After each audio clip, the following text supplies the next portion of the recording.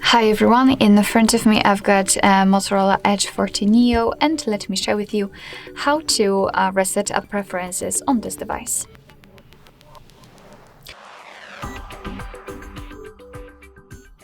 So let's start with opening the settings, and then we have to scroll in order to find the apps. Now let's tap on see all 53 apps, of course 53 in my case, and then whenever you can see this list, simply tap on the three dots icon in the right upper corner and tap on reset up preferences. And as you can see, your device will inform you that it will reset all preferences and among others for disabled apps or battery usage settings. What's more, no worries, you won't lose any app data, so simply tap on reset apps. And basically this is it. This is how to reset up preferences in this Motorola device.